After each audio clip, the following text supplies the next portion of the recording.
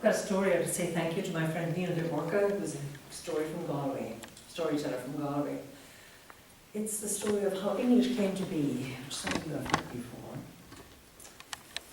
It was Sunday afternoon and God was sitting up in his heaven reading a newspaper. Actually, he was reading comics, his favourite part, and having a cup of tea. And he suddenly put the newspaper down and he thought, gee, I forgot.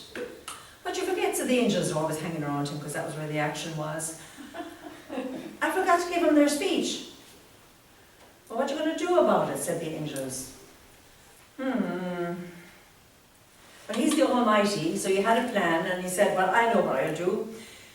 You go down to that big forest, clearing in the forest, you know that what big clearing is? In the forest. Go down there next week and tell all the people of the world that they have to gather there on the Sunday following at 8 o'clock sharp.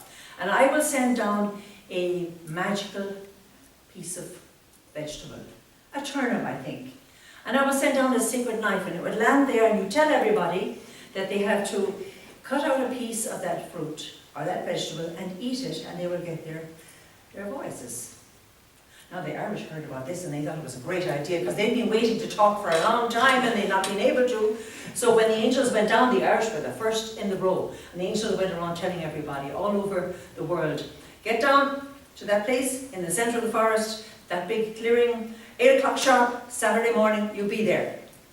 And they were there. The Irish were right up the front of the queue. Behind them were the Germans, the French, the English. Now this is the European version. The French. And at the very back were the Texans. They were all there. And bang on the dot of 2 minutes past 8, wham, a big turnip came down from the sky and landed on the ground. Wham! And beside it came a silver secret knife and landed with its sharp tip in the ground. And the Irish went up straight away, first of all, and cut out a piece, very fast, cut a piece and ate it. Wow, tá mé kind, tá gweilgam, conestatu. They were able to speak. And then the Germans came. Oh, the Germans, you know, they had a special way of doing things, and they cut out a nice square piece and they handed it out to everybody, and when everybody had a piece, they were allowed to eat it, and the Germans said, ich bin Deutscher, ich kann sprechen, wie geht's Ihnen? Mein Name ist Friedrich, wie heißen Sie denn? And so it went on, and the Germans haven't spoken so much since. And, and the French, well, the French did it with style, of course, the French, but understatement. And the French cut out a beautiful, elegant piece and ate it and started to speak. Ah, je suis en François, comment allez-vous? Rendez-vous, bébé, comment allez-vous? Get my voice deep enough for the French. After that came the Italians, and of course the Italians do everything with verb, and the Italians cut up lots of pieces and handed them out really fast, and everybody started to talk all together at once. Anche avrà una parola da scrivere, le cose, le mode. You couldn't understand a word, but the Italians could.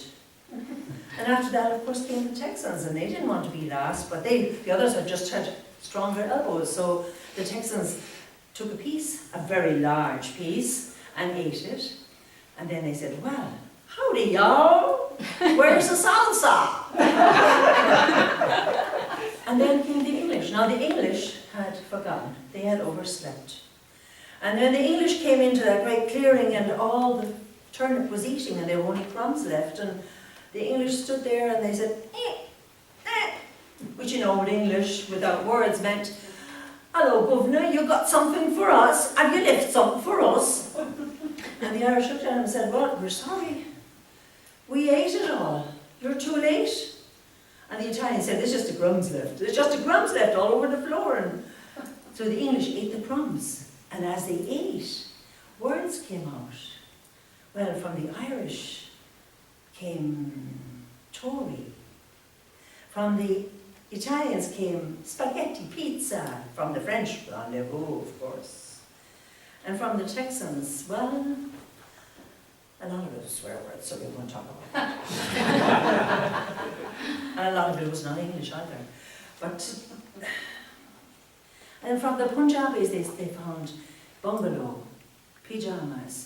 From the Arabians, those from Arab countries, they found, what was it, algebra. Languages from all over, and the Irish looked and their eyes got bigger and bigger, and they said, well, would you look at that? There's English, speaking a language. Isn't it gorgeous? I mean, they've got bits and pieces from all over. It's like humanity, it's diversity. But their language, it's gorgeous. It's got style. It's got modulation. And that's what English is, a mixture of all the languages of all the worlds.